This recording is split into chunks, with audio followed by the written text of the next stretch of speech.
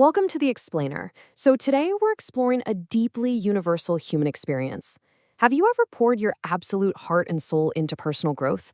Maybe you've spent years working on your mindset, practicing endless patience, giving selflessly to others, trying your best to be a good person, only to look around one day and feel like you have absolutely nothing to show for it? It's a devastating feeling, right? It's this paradox of progress. You put in the work, but those worldly rewards just aren't materializing. Well, in this explainer, we are going to explore a fascinating dialogue from a deeply spiritual text that addresses this exact frustration head-on. Okay, let's dive into this with a raw, honestly, brutally honest confession from a seeker named Shufeng. He is speaking directly to the supreme ancestor of Buddha, and he absolutely does not hold back. He says, "I have been self-improving and self-refining for more than 20 years, but I have not obtained anything. Where is the fairness of Tao?" You can literally hear the deep emotional frustration here. This isn't just a fleeting moment of doubt, no. This is the heavy exhaustion of a guy who feels his 2 decades of intense spiritual labor have been a complete and utter waste.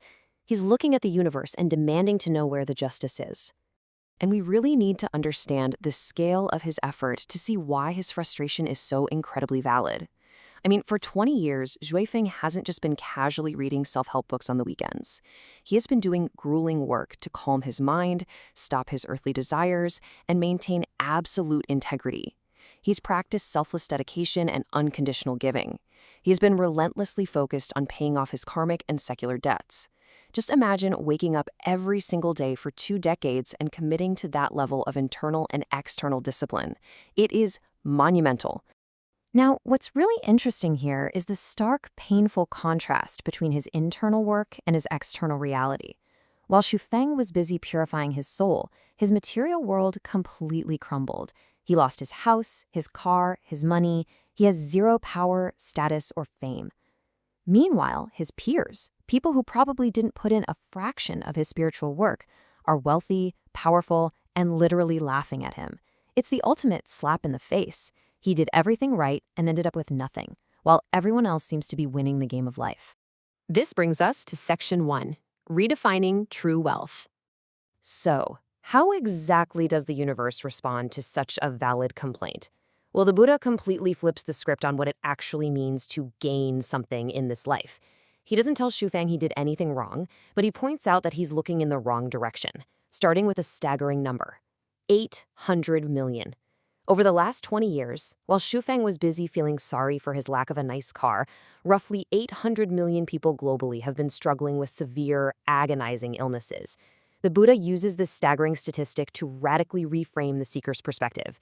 Shufeng's life might feel boring and devoid of worldly wealth, but the simple fact that he has been completely free from illness for 2 decades, that is a massive, incredibly rare statistical privilege. And then the Buddha delivers an even more shocking statistic. 600 million. That's the approximate number of abnormal deaths over that exact same 20-year period due to disasters and unforeseen tragedies. The shock of this number forces us, and Shufeng, to realize something profound. You know, we often view safety and a quiet life as the baseline, as just this boring standard we automatically deserve. But the Buddha argues that this simple, uneventful safety is actually a profound blessing. It's a direct result of Shufeng's 20 years of self-improvement. And this brilliantly illustrates the whole concept of hidden wealth. The Buddha lists out these invisible but absolutely invaluable gains that Shufeng has accumulated. He enjoys sound sleep without insomnia because, hey, there are no thieves to worry about when you have no material wealth to steal. He has pure confidants who accompany him happily and help unconditionally. And on a cosmic level, his selfless dedication has actually allowed him to repay multi-generational karmic debts, bringing him closer to escaping the agonizing program of reincarnation altogether. These are massive victories. They just don't show up on a bank statement. The Buddha actually summarizes this core philosophical argument perfectly. Avoiding illness and disaster is equal to gaining. Achieving a balanced life and happiness is equal to gaining. It's a total paradigm shift. An uneventful, balanced, safe life isn't a sign that your self-improvement failed. No, it's the ultimate proof that your self-improvement is actually working flawlessly. Moving on to Section 2, the Temptation Maze. But, here is where this dialogue becomes so incredibly human and relatable. Because even after hearing this profound cosmic wisdom, Shufeng still struggles. He replies with this deeply vulnerable confession. Compared with the wealthy people around me, I still feel that I have made no practical achievements, and I'm not confident enough to continue. Pure logic doesn't immediately fix the emotional sting of comparing ourselves to others. It completely validates our own experiences. Overcoming material envy is a really tough, ongoing battle. Even when you know intellectually that you are blessed with health and peace, seeing your neighbor buy a brand new luxury car can still make you feel entirely empty inside. So the crucial point is that the Buddha doesn't scold Suifeng for this relapse. He doesn't tell him he's a terrible student. Instead, he gently diagnoses him. He explains that Suifeng is simply trapped in what he calls the temptation maze.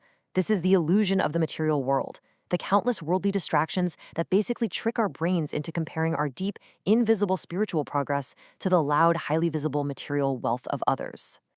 This leads us to Section 3, Lessons from Nature. Let's see how this builds. Because to pull Suifeng out of this mental trap, the Buddha tells him to stop looking at wealthy humans and instead look to nature. Think about a fruit tree. A tree goes through spring budding, slow growth, flowering, and fruiting.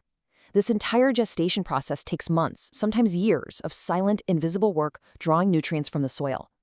But the period of real, final maturity, when the fruit is perfectly ripe and ready to be picked, is incredibly short. The Buddha is basically telling Suifeng, your 20 years, that's just the trees slowly gathering nutrients in the dark. Then, he uses an even more visceral analogy, a lamb developing in the womb of a ewe. First, the lamb is growing, but it's entirely in the dark. Second, the environment is totally unchanging. The lamb has absolutely no view of the future, no concept of the vast green fields waiting outside. It just exists in the dark, developing.